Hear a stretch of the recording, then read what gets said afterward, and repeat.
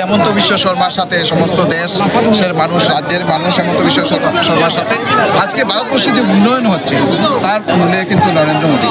আমরা কংগ্রেস শাসনের দীর্ঘ লম্বা টাইম দেখেছি, আমরা ভারতীয় জাতীয় কংগ্রেস করেছি, আমরা দীর্ঘদিন অন্ধকারে ছিলাম। আমরা যারা কংগ্রেস করেছি আমরা অন্ধকারে ছিলাম। নরেন্দ্র মোদী ভারতবর্ষের মানুষের চোখ মুখ খুলে দিয়েছেন। আমরা এখন উন্নয়নের পক্ষে আছি। আর কংগ্রেসের কালো দিন এসে গেছে, আর কংগ্রেস আর কোনো অবস্থাতে নেই।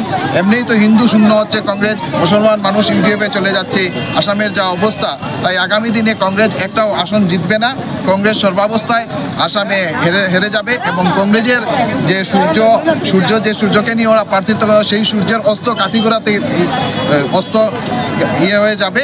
আর কাঠিগোড়া থেকে আগামী দিনে প্রায় 1.5 লক্ষের বেশি ভোট রেকর্ড ভোটে জিতে পরিমল শুক্লবৈদ্য যাবেন।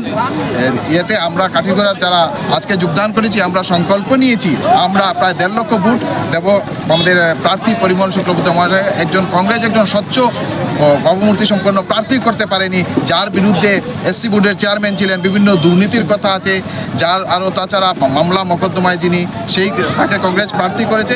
ভারতীয় জনতা পার্টি একজন উজ্জ্বল চেহারা ছবি এবং উজ্জ্বল ভালো রাজনৈতিক ক্যারিয়ার সম্পন্ন ব্যক্তিত্বকে প্রার্থী করেছে। ওনার জয় সুনিশ্চিত। আমরা আজ থেকেই ময়দানে নেমে পড়ব আর কংগ্রেস শূন্য কাঠিগোড়া করব।